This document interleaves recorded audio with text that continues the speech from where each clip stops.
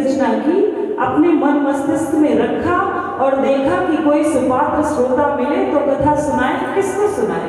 तो माता पार्वती को ये कथा उन्होंने सुनाई थी। आज उस कथा को सुनने आप दंडकारण्य में क्यों जा रहे हैं? उन्होंने कहा कि जब मेरे परमात्मा प्रभु श्री राम है ना आ करके इस धरती पर अवतार ले सकते हैं, अवतरण की प्रक्रिया को पूरा करते हैं, तो क्या मैं कथा सुनने नहीं जा सकता? है ना, इसलिए भगवान कथा सुनने आते हैं। कहने का अभिप्राय ये है कि कथा का इतना महत्व है और दुर्भाग्य की बात ये है कि उस महत्व को आज समझा ही नहीं जा रहा है ना। तो बस इतनी सी बात है। तो कथा सुनने आए और महाराज जी से प्रणाम किया और कहा कथा सुनाइए। कहते उन्होंने कथा सुनाई, बड़े भाव से सुनाई। जो कथा सुनाता है ना बड़े भाव से सुनाता है। सुनने वाले कैसे सुनते हैं वो जाने। लिखा है कि राम कथा मुनि बरज बखानी और सुनी महेश परम सुख मानी।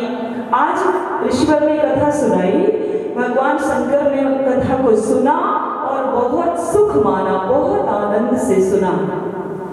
कथा सुनने से होता क्या है ना, हमारे यहाँ सबको हर एक बात का लाभ चाहिए, रीजन होना चाहिए ना। हम ऐसा करते हैं, एक लोटा जल भी भगवान को चढ़ाते हैं ना तो एहसान करते हैं, उसके बदले हमें मिलता क्या है ये हम पहले सोचते हैं, है ना। तो कथा सुनने से क्या होता है, कहते हैं कि माता सीता जिस समय अशोक वाटिका में है और भगवान श्री राम से उनका वियोग हो गया है, वो अत्यंत दुखी हैं। उनका दुख कैसे गया था कि रामचंद्र गुण बरने लागा और सुनत ही सीता कर दुख भागा। जब हनुमान जी महाराज ने भगवान श्री राम की कथा सुनाई है तो सीता जी का सारा दुख चला गया है। तो जो भी भगवान की कथा सुनते हैं उनका कोई दुख उनके जीवन में रहता नहीं है। तो आज कथा को कहते हैं महाराज जी ने बड़े भाव से सुनाया कि राम कथा मुनि बरज बखानी और सुनी महेश परम सुख मानी। और बड़ा बहुत सुख हुआ। तो किसी ने कहा कि साथ में तो सती जी भी गई थी। कहा हाँ गई थी, लेकिन उन्होंने कथा को नहीं सुना। कई बार लोग कथा में बैठे होते हैं लेकिन उनका ध्यान कहीं और ही होता है। बोले बस वैसे ही हुआ, इन्होंने कथा को सुना नहीं। और जो कथा को नहीं सुनते हैं उनको भ्रम हो जाता है। कहते कथा पूरी हो गई, कुछ दिन भगवान शंकर वहां रहे, उसके बाद ऋषिवर से विदा मांग करके वो वहां से चलने लगे। और जब वो रास्ते में जा रहे थे तो हुआ क्या कि उन्होंने देखा कि भगवान श्री राम ने जो इस धराधाम पे अवतार लिया है तो लीला चल रही थी कि सीता माता जी का हरण हो गया है।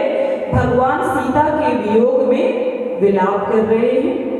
तो सती जी ने देखा और भगवान श्री राम ने देखा। देखिए घटना एक ही होती है लेकिन हम कैसे देखते हैं ये हमारे ऊपर निर्भर करता है।